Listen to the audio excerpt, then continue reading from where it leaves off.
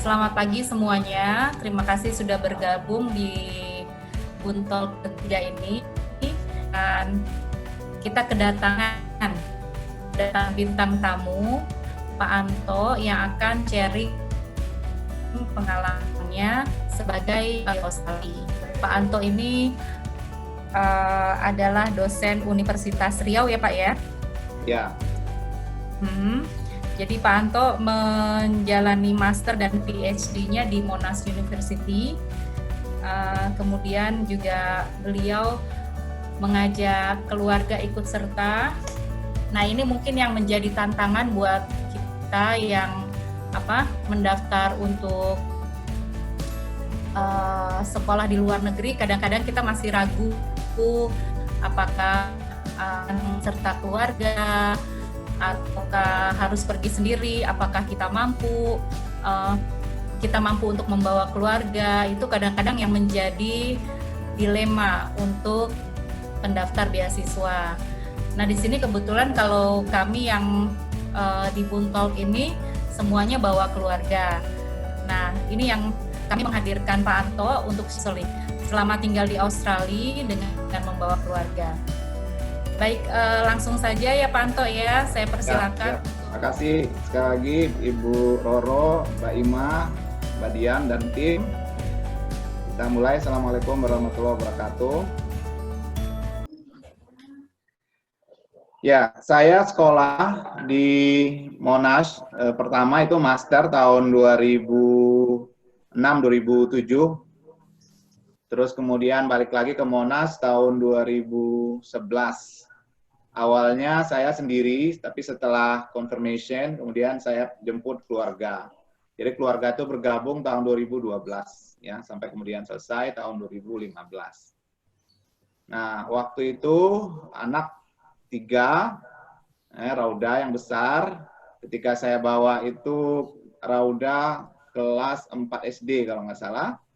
Kemudian adiknya Alia kelas 2. Kemudian Wafa yang kecil itu masuk waktu itu prep di sana. Jadi ada 3, kemudian tentu 1 istri. Ya, saya berangkat S2-nya dengan beasiswa Australia Award, tapi S3 dengan Dikti Scholarship. Nah, nanti kita akan cerita bagaimana lika-liku perjuangan warna-warni ya membawa keluarga sekolah ke luar negeri, khususnya di Australia. Ya, saya sekolah di Monash. Monash itu di Victoria, ya, atau di dekat dari kota Melbourne, ya. Ya, ini beberapa gambar kami di Australia sebelum kita mulai ya. Kalau ngelihat gambar ini itu seperti asik gitu ya, seperti indah gitu, ya kan. Nah, tapi perlu dari awal saya sampaikan bahwa apa yang kadang kita lihat di gambar itu tidak sepenuhnya menggambarkan suasana yang sebenarnya gitu.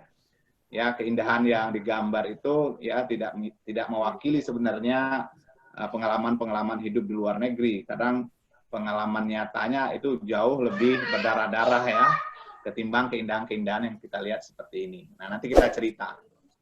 Secara umum saya akan berbagi tentang apa yang mesti kita lakukan sebelum berangkat dan selama di Australia, Ibu Bapak. Ya, termasuk dalam hal ini persiapan bagaimana mencari sekolah anak, kemudian bagaimana mengurus asuransi kesehatan, mencari akomodasi, dan beberapa kegiatan sosial yang mungkin perlu kita tahu juga nanti ketika kita sudah tinggal di Australia, dan beberapa survival tips ya, gitu. Karena perjalanan PhD dengan keluarga inilah perjalanan yang tidak mudah gitu. Makanya kata survival itu lebih cocok di situ gitu ya. Sehingga kita bisa bertahan hidup dan bisa pulang berhasil membawa gelar PhD gitu atau gelar master bagi yang sekolah S2. Baik, kita mulai dengan persiapan sebelum keberangkatan. Apa yang mesti kita lakukan sebelum keberangkatan? Nah, ini beberapa poin saya pikir yang perlu kita lakukan, Ibu Bapak. Yang pertama, penting baik-baik didiskusikan dengan seluruh anggota keluarga, plus minus membawa keluarga ke Australia atau bersama kita sekolah. Baik itu yang sekolah itu suaminya atau yang sekolah itu istrinya. Karena menurut saya ini adalah keputusan yang tidak sederhana gitu. Misalnya dalam kasus saya, istri saya itu PNS, ya, tidak mudah untuk izin PNS kan. Tapi akhirnya kami memutuskan mengambil izin cuti di luar tanggungan negara, CTDLN. Ya. Nah, sementara CTDLN ini adalah satu cuti yang jarang diambil oleh pegawai negeri. Karena ada embel-embelnya, tidak ada jaminan bisa kembali misalnya kan. Gaji yang pasti udah diputus gitu. Tapi kami pikir ya udah gitu, bismillah, yang paling penting bersama dulu gitu. Ya.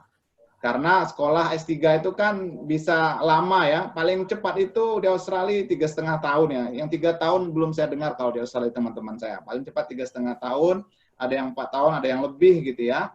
Maka ini perjalanan yang tidak sebentar. Maka menurut kami di keluarga yang penting kita jalani bersama. Nah, nanti bagaimana nanti kita pikirkan pula nanti gitu.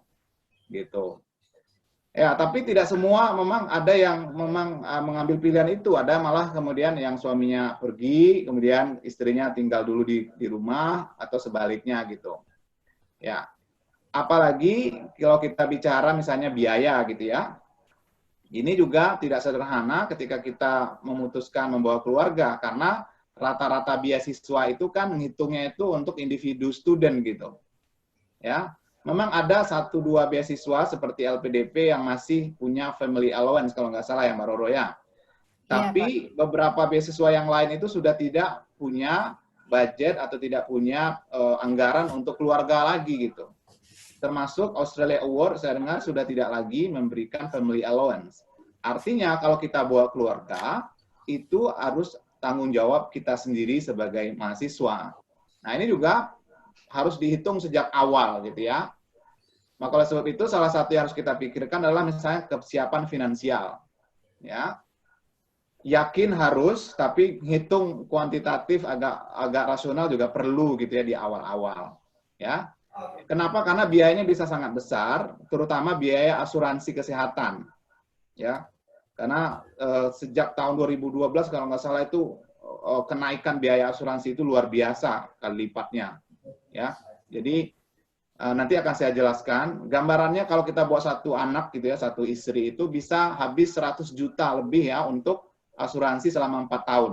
Ya nanti mungkin Mbak Roro dan Mbak Ima bisa juga menambahkan gitu. Kenapa? Karena kita harus nanti mengurus visa kan, dan salah satu syarat untuk visa itu adalah harus atau wajib punya asuransi kesehatan. Kita tidak akan pernah granted visa kita kalau kita nggak bisa melampirkan asuransi kesehatan kita. Gitu. Nanti akan saya cerita detail tentang asuransi ini. Tentu kemudian dari awal juga kita sudah mulai mengurus administrasi sekolah anak-anak kita, karena salah satu yang akan kita tentu kalau anak kita sudah usia sekolah, nanti harus bagaimana memindahkan mereka sekolah ke Australia gitu. Tapi jangan cemas Ibu Bapak, urusan sekolah ini kalau pengalaman saya, justru lebih mudah mengurus pindah anak dari Indonesia ke Australia daripada balik ke Indonesia lagi gitu. Pindah dari Australia ke Indonesia jauh lebih complicated ya kalau pengalaman saya. Anak saya tuh lebih 3 bulan nggak dapat sekolah. Ya, bahkan ada teman yang terpaksa 6 bulan bahkan mungkin lebih anaknya harus di rumah dulu ketika balik. Jadi kalau urusan pindah anak dari Indonesia ke Australia dalam pengalaman kami itu nggak terlalu susah gitu. Nah, termasuk tentu di awal-awal udah mulai mencari akomodasi sementara. Nanti akan saya detailkan. Baik. Nah, kita lanjut.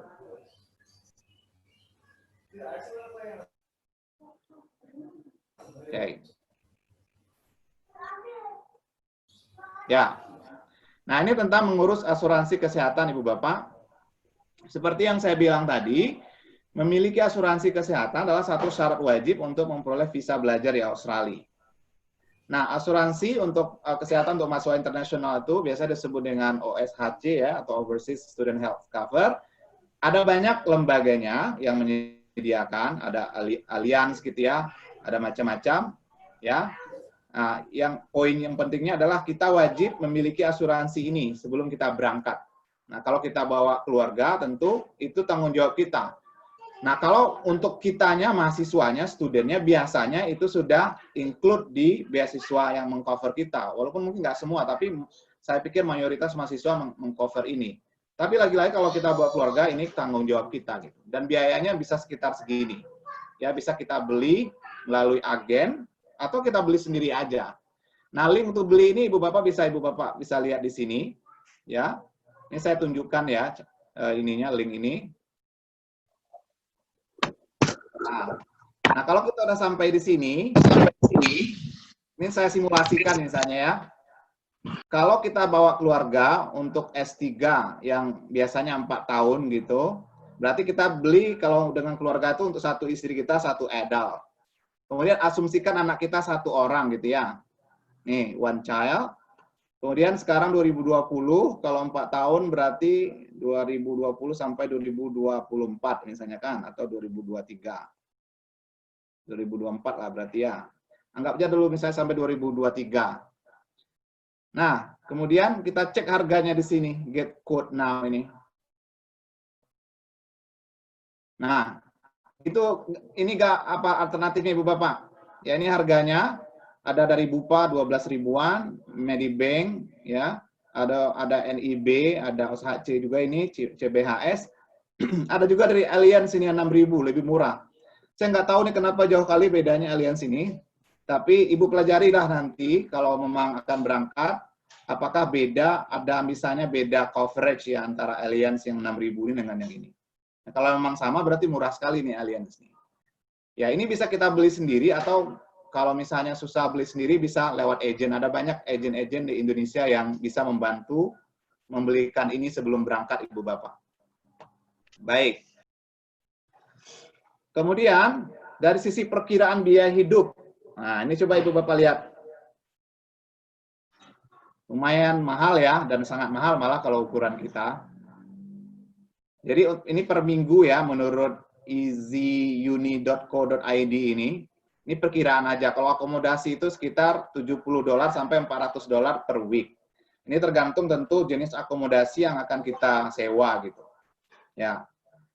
Kalau makan itu satu orang sekitar $80 sampai $200 per week gitu, dan tergantung juga apa yang kita makan gitu ya kan, apakah beli sendiri atau nanti bisa lebih hemat dengan masak sendiri ya dan sebagainya.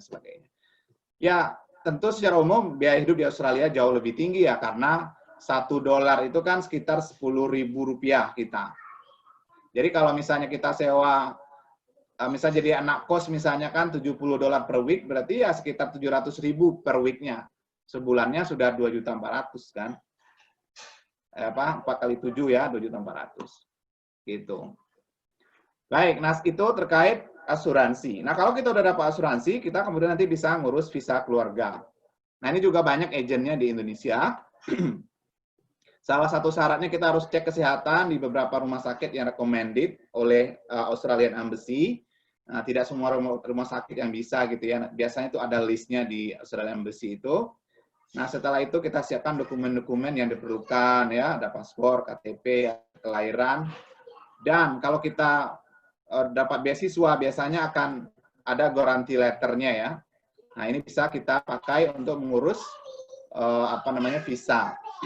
Kalau enggak, kita harus punya bank statement ya, punya uang dengan nilai sekitar 18.000 Australian dollar atau sekitar 180 juta rupiah.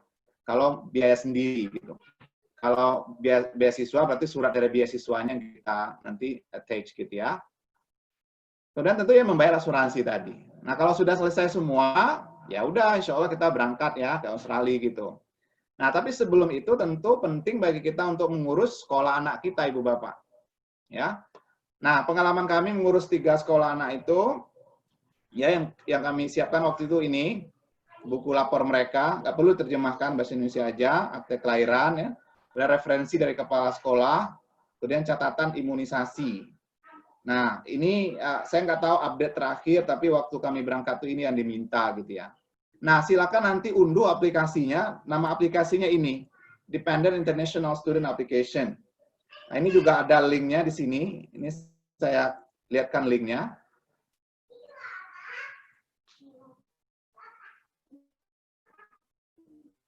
Nah, ini dia aplikasinya. Nanti akan saya share link ya Ibu Bapak. Jadi ini aplikasi yang harus kita isi sebelum berangkat.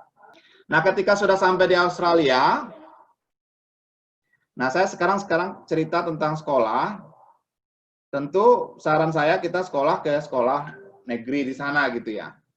Nah, kalau sekolah negeri itu untuk mahasiswa PhD atau mahasiswa riset itu nyaris gratis Ibu Bapak.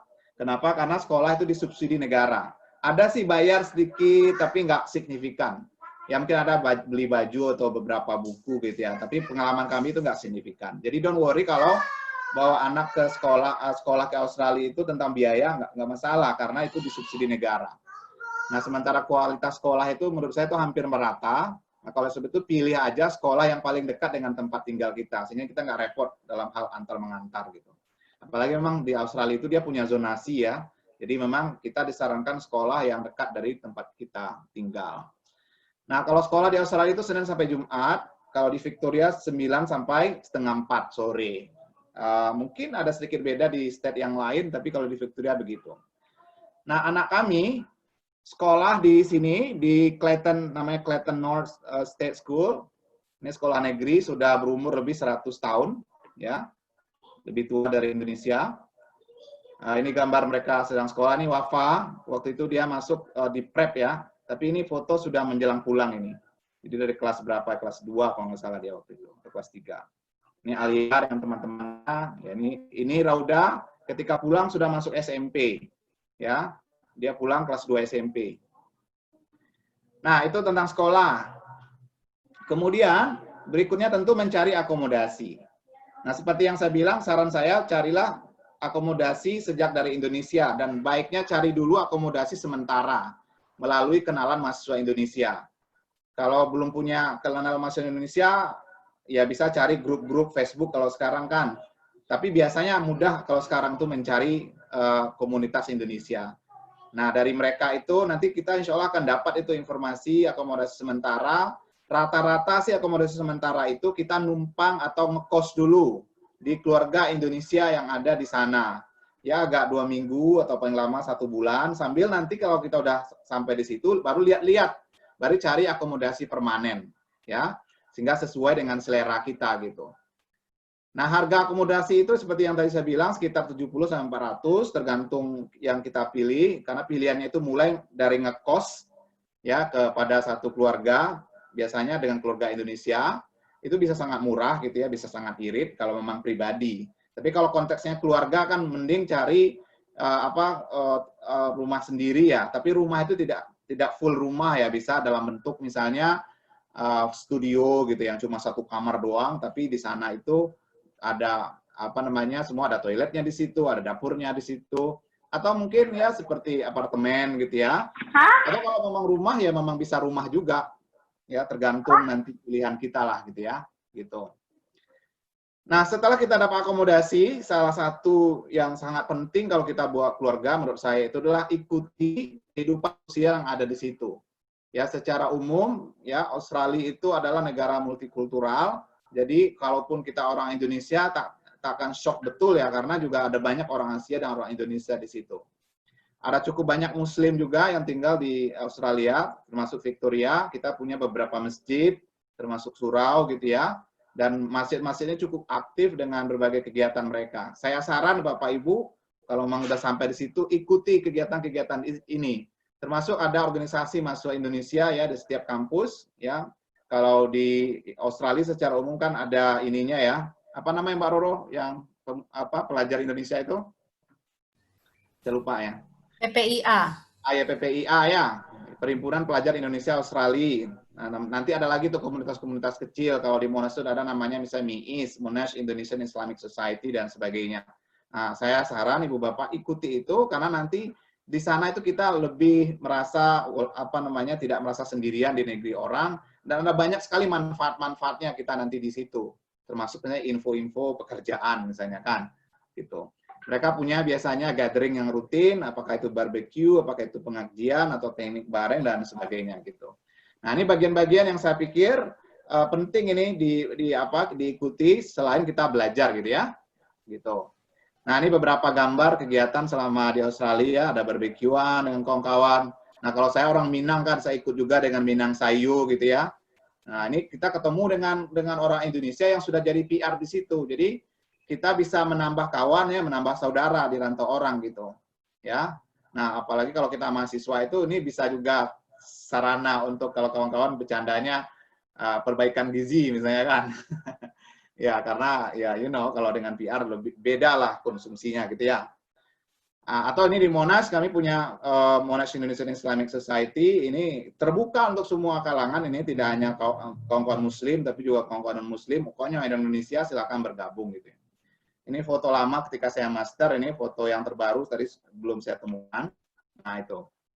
Nah, kemudian saya bicara tentang survival tips ya, karena hidup di Australia itu tak mudah, termasuk salah satu biaya, kemudian tentu kita juga kuliah, kemudian anak-anak sekolah, kemudian nggak banyak teman seperti di Indonesia ya.